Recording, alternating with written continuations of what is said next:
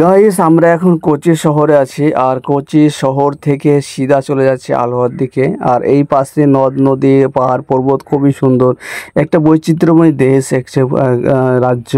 কেরালা কেরালা একটা সম্পূর্ণ আলাদা। এখানে শিক্ষিতর হার প্রচুর পরিমাণে, শিক্ষিতর হার, প্রত্যেকটা মানুষ শিক্ষিত। এখানে কোনো ঝড় ঝামেলা কাজ হ্যান ত্যান কোনো প্রবলেম খুবই কম। যেটুকু হয় সেটুকু অনেকটা হয়, তার জন্য নয়, সব জায়গাতেই ঝামেলা কার্য ঝড় ঝামেলা আছে।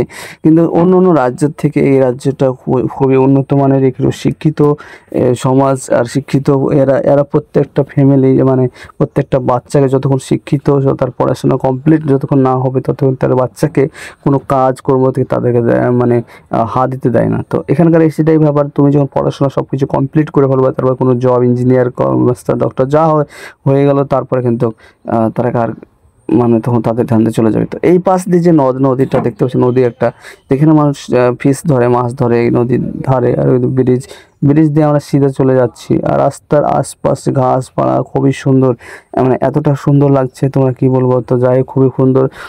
এই পাশ দিয়ে যাচ্ছি যে আমরা, এই পাশে যেসব মানে ঘাস গান আছে। আর এখানে ডোবর রাস্তা, এটা হচ্ছে এন্ডাকোন থেকে আলোয়া যাওয়ার যে রাস্তাটা, খুবই উন্নত মানের রাস্তাটা হচ্ছে।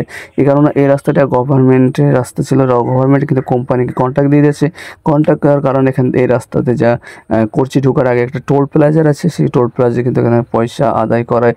সেই কারণে এখানে টোল প্লাজার যে কোম্পানি, সেই কোম্পানি কিন্তু রাস্তাটাকে ভালোভাবে রিপেয়ার করছে। অনেকটা কাজ শেষ করে ফেলেছে, কিছু রাস্তা কাজ চলছে, যেমন ডান সাইডের রাস্তাতে কাজ চলছে। ওই জন্য এই রাস্তায় আশপাশে একই রাস্তায় দুটো গাড়ি আসছে। আর এখানে হচ্ছে মানুষ খাওয়া দাওয়ার জন্য, রেস্ট করার জন্য অনেক দূর থেকে আসলে এখানে একটা জায়গা করা আছে, সেম খাওয়া দাওয়ার রেস্টের জন্য একটা দোকান ফোকান করে এসছে।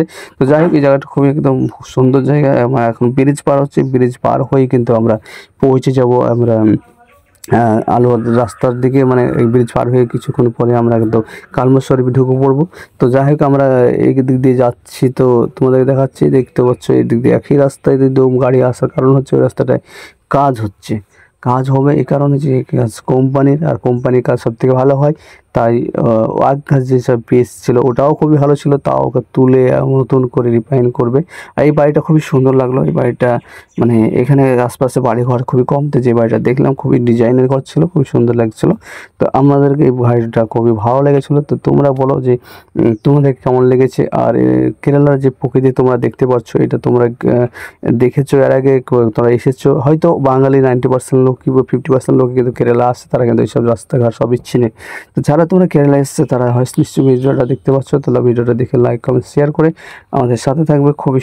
আর আমরা যেন আরও ভিডিও করতে পারি। তো যাই হোক, তোমাদেরকে আরও কেরালা অনেক কিছু দৃশ্য, অনেক কিছু জায়গা আমি দেখানোর চেষ্টা করব। তোমরা সবাই সাথে থাকো, লাইক কমেন্ট শেয়ার করো।